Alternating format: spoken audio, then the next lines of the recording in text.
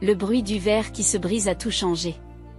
Un instant, je me trouvais dans ma propre maison, et l'instant d'après, ma propre sœur exigeait que je parte. Mes parents étaient assis là, silencieux, comme s'ils n'avaient pas vécu sous mon toit, sans loyer, pendant des années. Mais ce n'était que le début.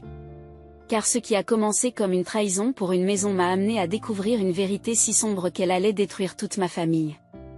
Et j'avais des preuves. Maintenant, dites-moi, que feriez-vous si vous découvriez que votre famille vous a menti toute votre vie? Tu dois partir, Claire. Ce soir, dit Megan. J'ai laissé échapper un petit rire incrédule et je me suis penchée pour attraper une poignée de serviettes en papier afin de nettoyer le désordre. Excusez-moi, ai-je dit, d'une voix étrangement calme. Mes parents se sont assis sur le canapé, sans me regarder. Les mains de ma mère s'agitaient sur ses genoux. Ses lèvres formaient une fine ligne, comme si elle essayait de retenir ses larmes. Mon père, qui est habituellement celui qui prend la parole, est soudain profondément fasciné par le motif du tapis qui se trouve sous ses pieds. Vous ne pouvez pas débarquer ici et exiger que je quitte ma propre maison, ai-je poursuivi en jetant les serviettes en papier humide à la poubelle. Nous en avons discuté, dit Megan, la voix empreinte d'une suffisance que j'avais appris à détester. En famille, ai-je raillé. Une discussion en famille?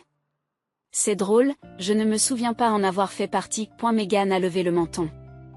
Parce que tu n'écoutais pas. Tu n'écoutes jamais.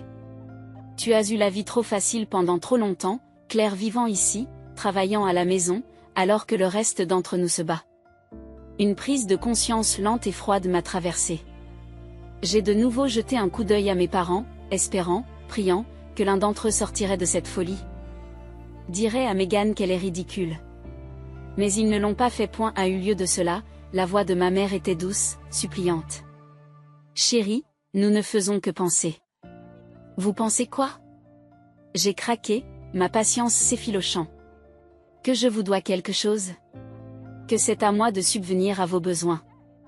Mon père s'est éclairci la gorge, sans me regarder. Megan a besoin de stabilité en ce moment. Elle traverse une période difficile après le divorce. Et tu as toujours été si indépendante, a ajouté ma mère, comme si cela justifiait ce qu'ils étaient en train de faire. J'ai eu l'impression de recevoir un coup de poing dans l'estomac. 5 ans. 5 ans à les soutenir, à changer ma vie pour répondre à leurs besoins. Lorsqu'ils ont perdu leur maison, j'ai ouvert la mienne. Lorsqu'ils ont eu des difficultés financières, je ne leur ai jamais demandé de loyer. Je les ai laissés rester ici, sans loyer. Pendant que je travaillais tard le soir et que je signais des contrats supplémentaires pour tout maintenir à flot. Et c'est ainsi qu'ils me remercient. Tu n'es pas sérieuse, murmurai-je. Les lèvres de Megan se retroussèrent en quelque chose qui n'était pas tout à fait un rictus, mais suffisamment proche pour faire bouillir mon sang. Tu t'en rendras compte, Claire. Tu es intelligente. Tu as réussi. Tu n'as pas besoin de cette maison. J'y secoue la tête, les mains tremblantes de rage. Où suis-je censée aller exactement, Megan? Ce n'est pas notre problème, dit-elle en haussant les épaules. Quelque chose en moi a craqué. J'ai attrapé mon téléphone et l'ai déverrouillé avec des doigts rapides et exercés. Très bien, ai-je dit. Alors j'appelle la police. C'est ma propriété. Papa a enfin levé les yeux. En fait, sa voix était calme, mais ferme. Nous avons parlé à un avocat. Un frisson me parcourt l'échine. Quoi? Il a hésité. Comme nous vivons ici depuis plus d'1 an. Vous ne pouvez pas nous expulser légalement sans passer par une procédure d'expulsion formelle. Mais vous pouvez partir volontairement. J'ai aspiré l'air de mes poumons. Ils avaient prévu cela. Ce n'était pas une décision impulsive. Ils avaient planifié cela depuis des semaines. Peut-être même des mois. Tout en mangeant ma nourriture et en dormant sous mon toit. Pendant que je travaillais tard dans la nuit, essayant de m'assurer que nous avions tous un endroit où vivre, ils avaient comploté pour me le prendre. C'est de la folie. Murmurai-je. Ma voix dépassait à peine un murmure. Megan s'est approchée. Une lueur de victoire dans ses yeux. C'est mieux ainsi, Claire. Nous avons besoin de cette maison. Et franchement, tu aurais bien besoin d'une dose d'humilité. J'expire et me stabilise. Je suis d'accord. Dis-je, me surprenant moi-même par mon ton calme. J'y vais. Une lueur de surprise traversa le visage de Megan. Mais elle se ressaisit rapidement.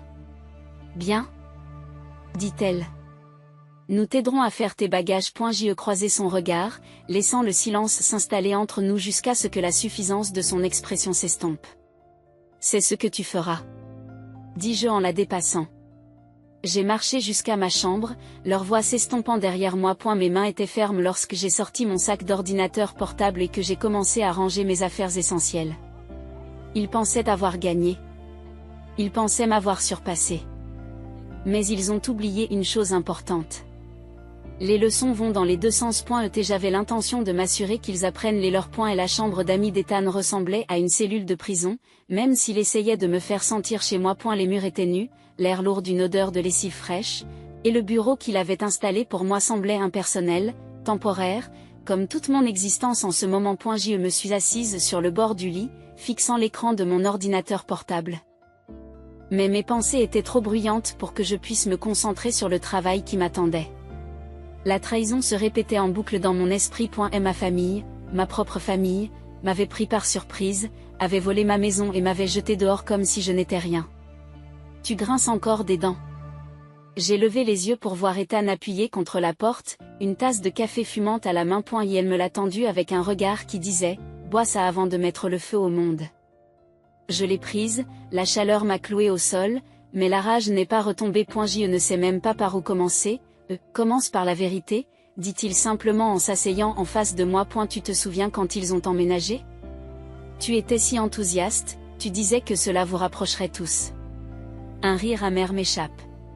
Oui, ça a duré environ 2 semaines. J'ai posé la tasse et j'ai ouvert mon application bancaire, faisant défiler les transactions.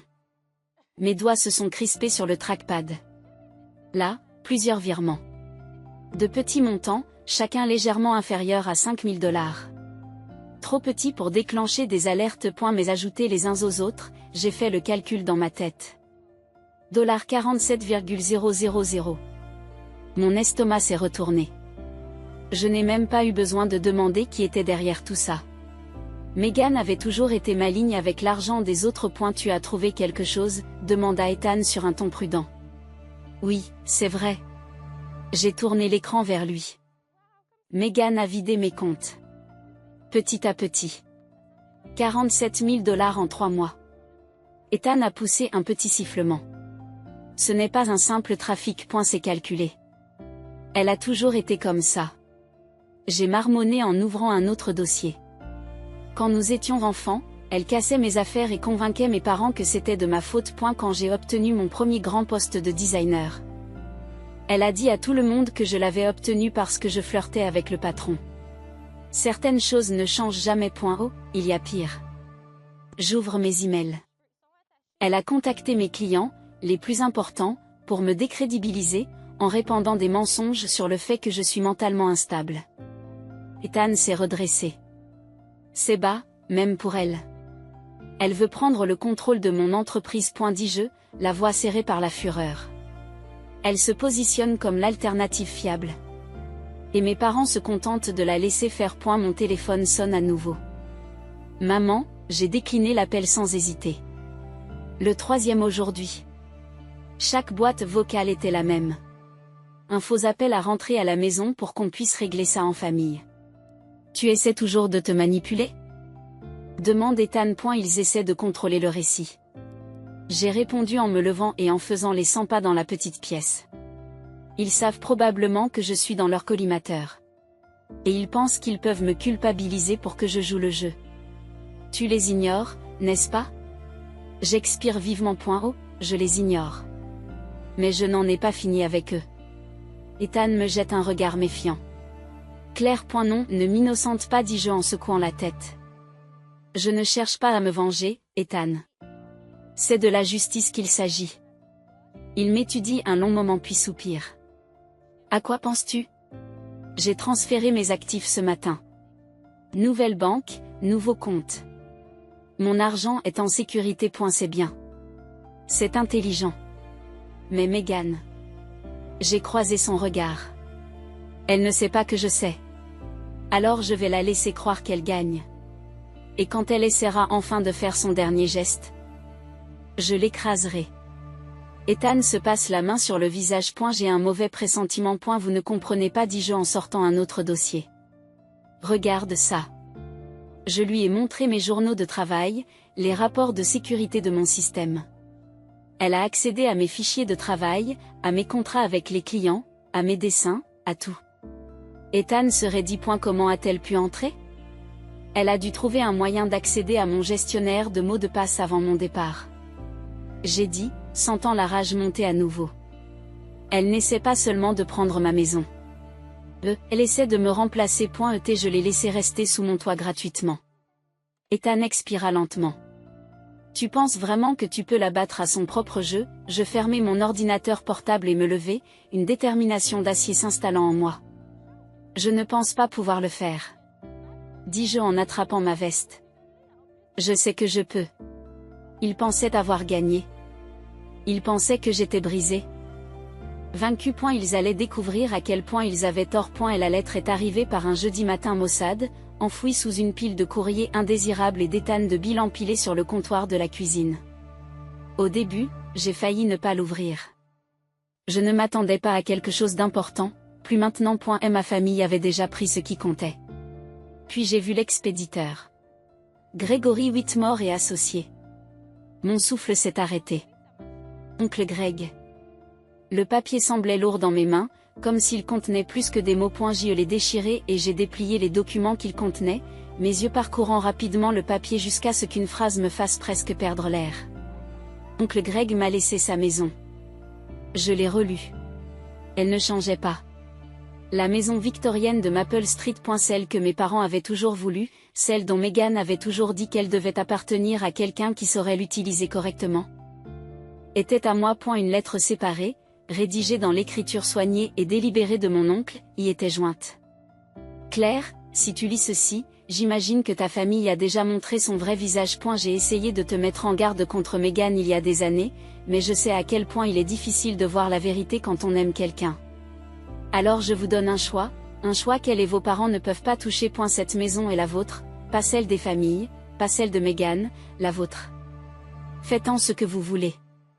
Mais ne les laisse pas te prendre quoi que ce soit d'autre. Choisis sagement. Oncle Greg, je suis resté assis là, serrant la lettre, le cœur battant à tout rompre. Il savait. Il l'avait toujours su. Mon téléphone a sonné. Papa, le message était court, presque décontracté. Réunion de confiance de la famille demain. Ta présence est requise. Nécessaire. J'ai laissé échapper un rire creux. Il paniquait. Il pensait m'enfermer. Mais il ne savait pas que j'avais quelque chose qu'il ne pouvait pas toucher. Ethan est entré, s'arrêtant à la vue de la lettre que je tenais. Ça va? J'ai souri. Je viens d'hériter d'une maison. J'aurais dû me douter qu'en rentrant dans ma propre maison, j'aurais l'impression d'entrer en territoire ennemi. Le salon avait changé. Mes meubles étaient toujours là, mais les détails n'étaient pas les mêmes. Les photos de moi avaient disparu. À leur place se trouvaient les souvenirs soigneusement conservés de Meghan. Son visage souriant lors de vacances auxquelles je n'avais pas été invitée. Une photo encadrée d'elle tenant un panneau de bienvenue à la maison. Pour elle-même. Le dégoût me tordit l'estomac tandis que je me dirigeais vers mon bureau. Et la porte était légèrement entr'ouverte. Je l'ai poussée. Meghan était déjà là, attendant. Elle était assise derrière mon bureau comme si l'endroit lui appartenait. Mon vieil ordinateur portable reposant sous ses doigts. Le même sourire en coin s'étirait sur ses lèvres.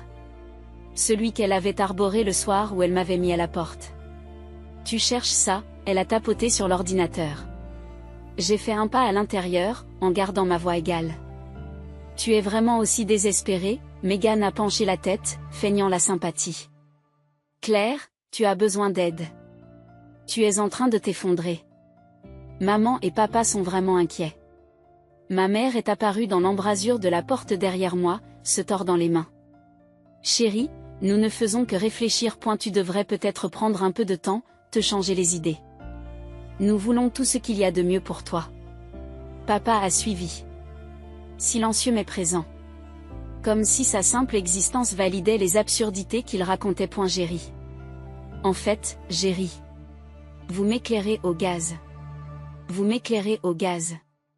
Répéta Meghan, le ton moqueur. Claire, tu agis de façon erratique. Tu as toujours été tendue, mais dernièrement. C'est inquiétant. Je plisse les yeux. Essaie encore, Megan.je c'est ce que tu as fait. Elle a poussé un grand soupir. D'accord. D'accord. Puisque tu es si obsédée par le fait de jouer au détective, laisse-moi te faciliter la tâche. Elle a fait glisser une pile de papier sur mon bureau. J'ai regardé le titre. Demande de mise sous tutelle d'urgence. Ma bouche s'est asséchée.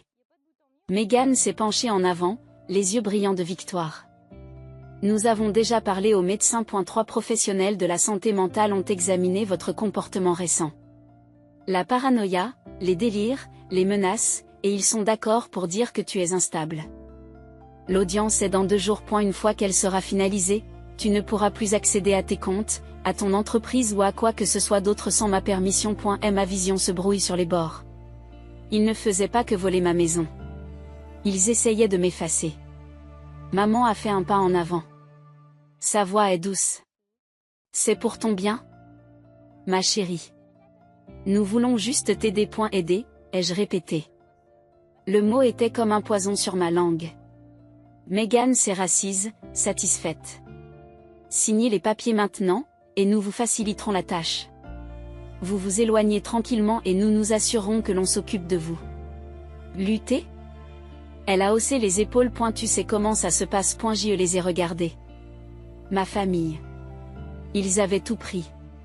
Et maintenant, ils voulaient que je me retire sans faire de bruit. Un calme lent et inquiétant s'est installé en moi.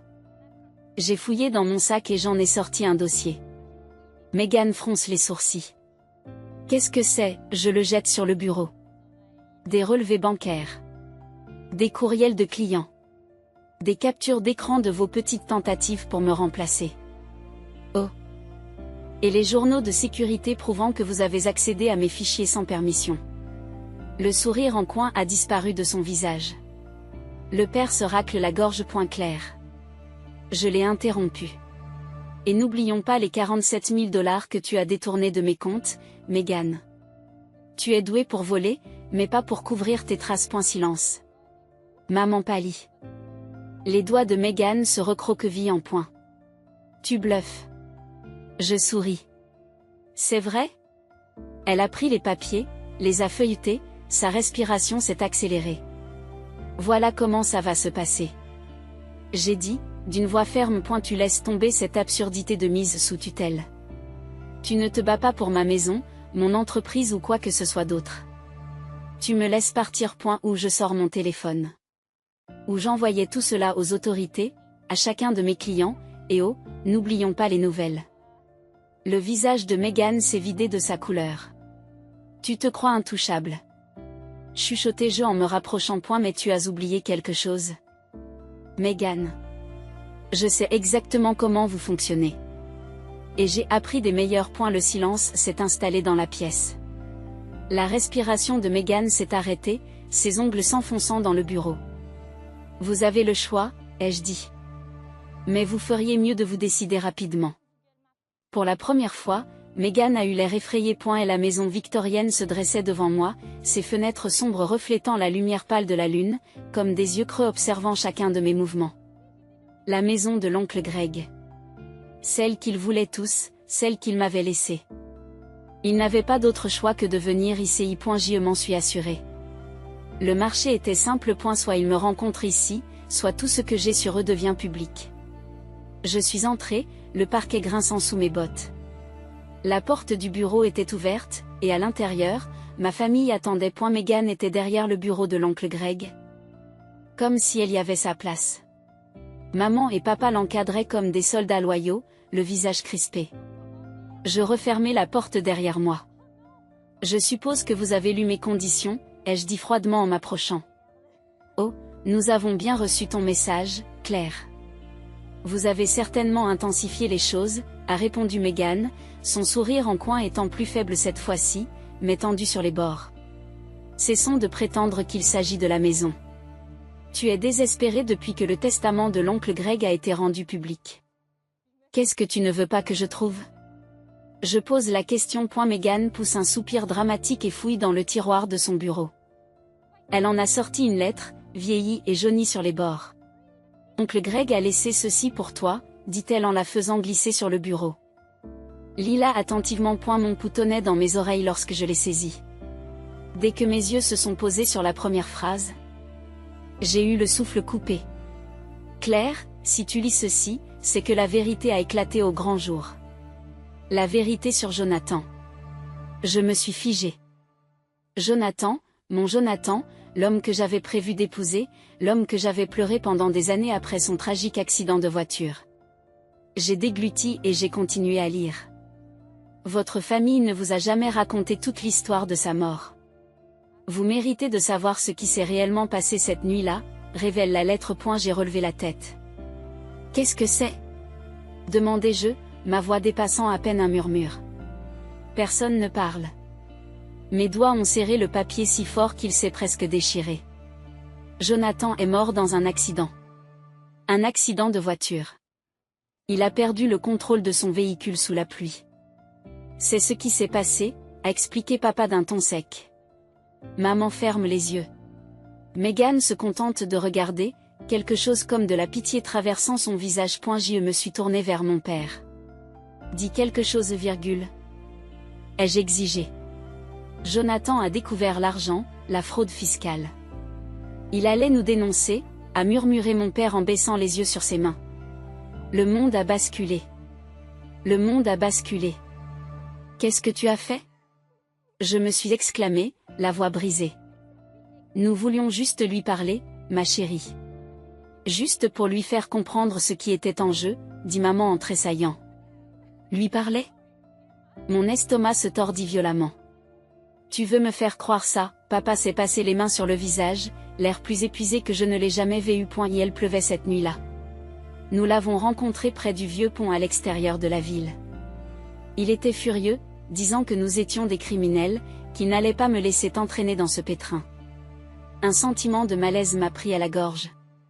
Et puis, il s'est retourné pour partir. Papa a chuchoté. Voix à peine audible. Il a glissé sur la route mouillée. La seconde d'après, il était au bord du gouffre. J'ai fait un pas en arrière. Tout mon corps tremble. Non. Non, ce n'est pas ça. Il a eu un accident de voiture. Lui, papa, a secoué la tête. C'est l'histoire que nous avons racontée à la police. C'est l'histoire que nous devions raconter. Je vais me brûler la gorge. Je me suis tournée vers Megan. Tu savais. Elle a hoché lentement la tête. Oncle Greg l'a découvert. Il a menacé de tout dévoiler s'ils ne lui cédaient pas leurs biens. C'est pour ça qu'ils l'ont fait. C'est pourquoi ils sont désespérés depuis sa mort. Sans lui pour les contrôler, tout a commencé à s'effilocher. Je ne pouvais plus respirer. Mes parents m'avaient volé. Ils m'avaient trahi. Mais ça, c'était pire. Ils avaient détruit ma vie bien avant de me mettre à la porte. Jonathan était mort à cause de lui. J'ai ravalé la vague de nausées qui menaçait de m'emporter. Mon chagrin s'est transformé en quelque chose de plus sombre, de plus dur. Il ne s'agissait plus de vengeance. Il s'agissait de justice. Je me suis forcée à croiser leurs regards. Vous m'avez laissé pleurer sur lui. Le pleurer. Et vous m'avez laissé croire que c'était un accident. Des larmes ont coulé sur les joues de ma mère. Nous pensions que c'était la bonne chose à faire. Nous pensions. J'ai levé la main. Je lui ai coupé la parole. Arrêtez. Arrête-toi. Je me suis retournée vers Megan. Et toi? Tu n'étais même pas impliqué, mais tu as quand même essayé de me faire tomber avec eux. Megan laisse échapper un rire amer. Je n'avais pas besoin d'être impliqué. Ils ont fait ça tout seuls. J'ai juste vu une opportunité et je l'ai saisie. Le dégoût qui m'habitait brûlait encore plus fort. J'ai pris une respiration tremblante. C'est fini maintenant. Papa relève la tête. Qu'est-ce que tu veux dire? J'ai sorti mon téléphone. J'ai enregistré cette conversation. Chaque mot. Chaque confession. Maman a sursauté. Les yeux de Megan se sont écarquillés. Le père se lève d'un bond.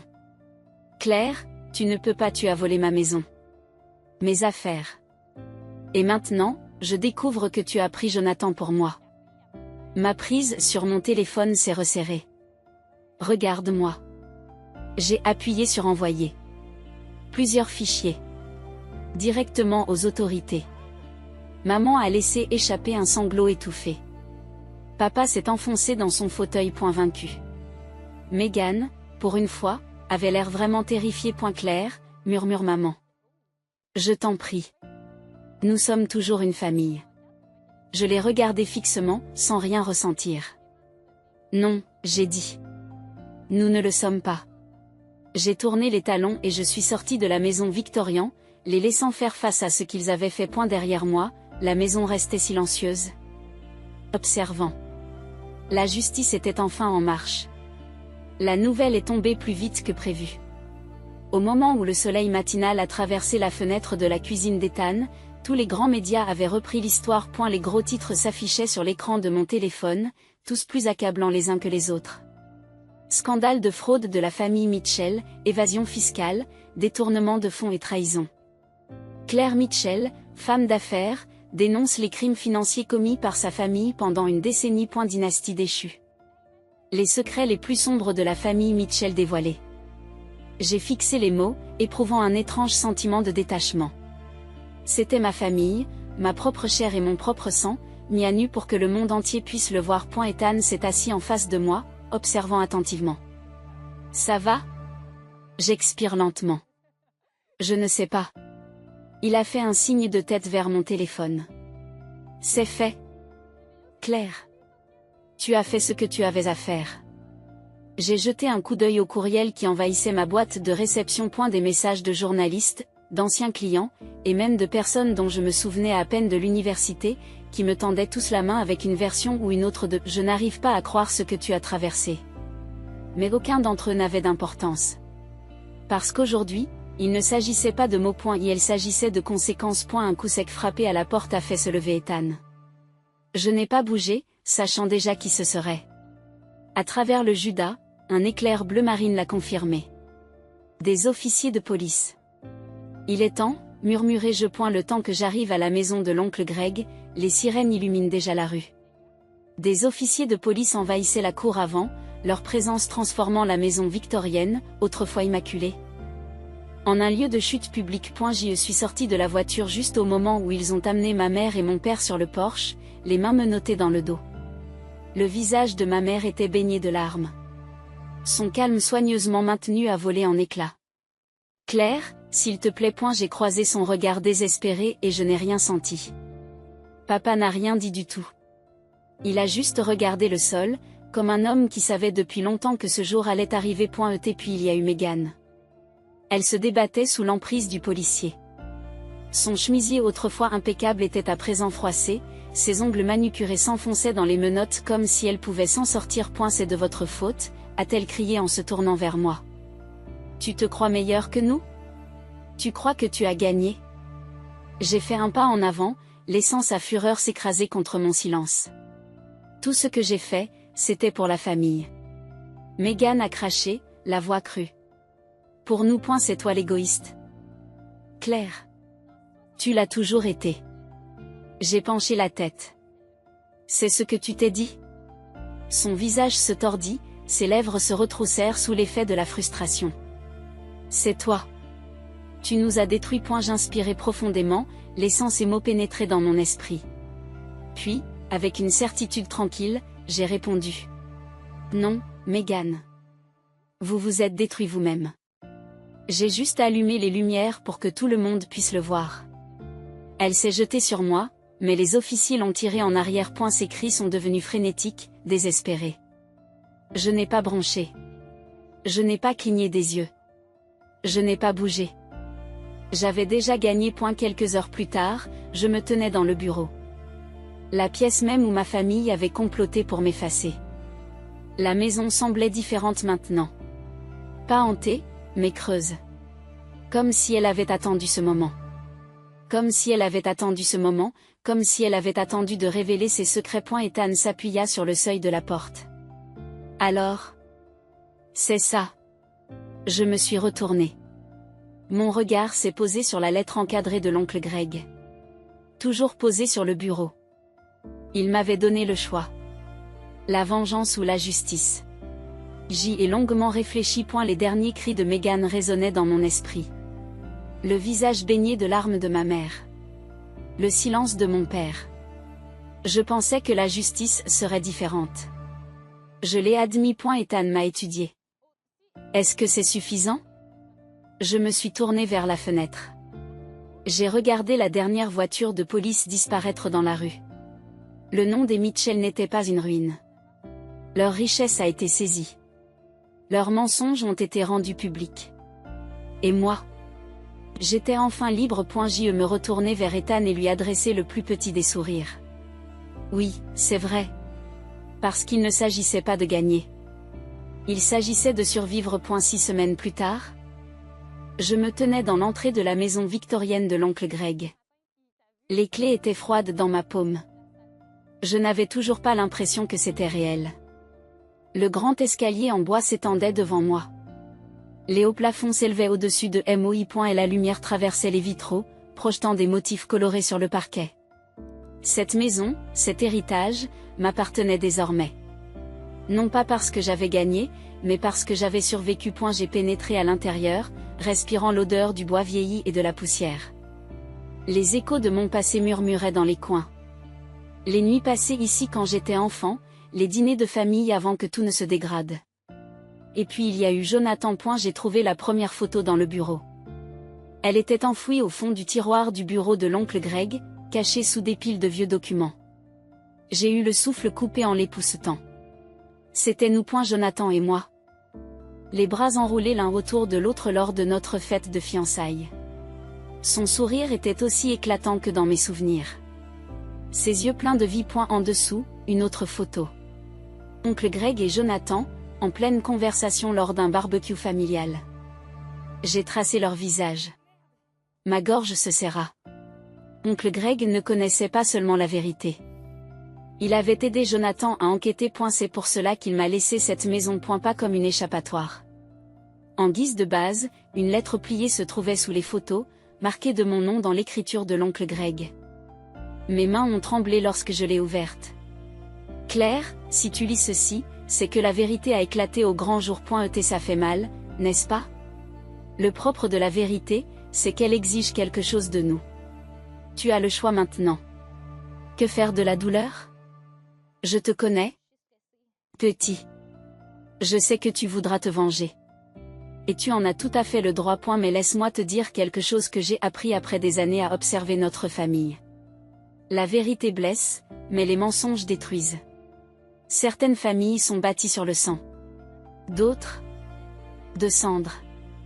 C'est à toi de décider laquelle tu veux construire. Oncle Greg, j'ai pressé la lettre contre ma poitrine, sentant son poids s'installer dans mon cœur. La famille Mitchell avait disparu. Meghan était derrière les barreaux. La réputation de mes parents était brisée. La maison pour laquelle je m'étais battue était à moi. Mais je n'avais pas l'impression d'avoir gagné. Gagner signifiait qu'il restait quelque chose à sauver. Non, ce que je ressentais était autre chose. Quelque chose de plus calme.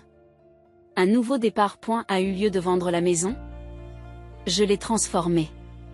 Le salon d'entrée est devenu une galerie d'art. Les pièces ensoleillées de l'étage sont devenues des studios. La bibliothèque. Un espace pour les ateliers et les projets communautaires. J'ai utilisé l'argent saisi sur les comptes de ma famille pour le financer. Une sorte de justice poétique. La fondation Jonathan Whitmore pour la guérison créative était née. Je me suis concentré sur les programmes d'art-thérapie, en particulier pour ceux qui n'avaient nulle part où aller. De manière particulièrement appropriée, la fondation s'est associée à des programmes de sensibilisation dans les prisons, aidant les détenus à traiter leur passé par le biais de l'expression créative. La prison de Meghan a été l'une des premières à recevoir des fonds.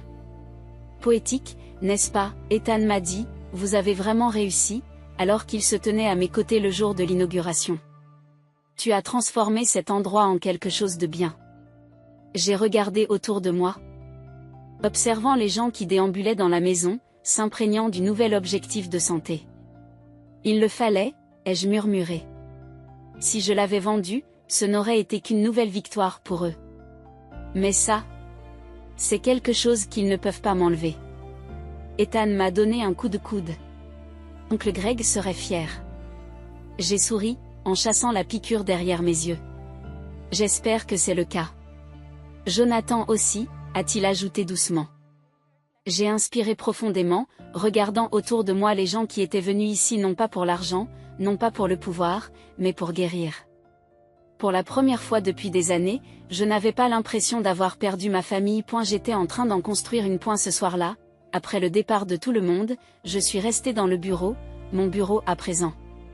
L'air sentait la peinture fraîche, les nouveaux départs. Une toile vierge était posée sur le chevalet devant moi, attendant.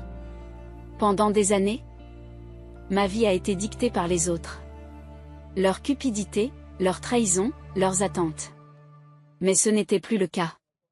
Cette fois, c'est moi qui tenais le pinceau. J'y l'ai trempé dans la peinture, le premier trait tranchant le blanc comme un nouveau chapitre en train de s'écrire. Certaines familles sont bâties sur le sang, d'autres sur les cendres. Et la mienne ? La mienne s'est construite sur l'espoir.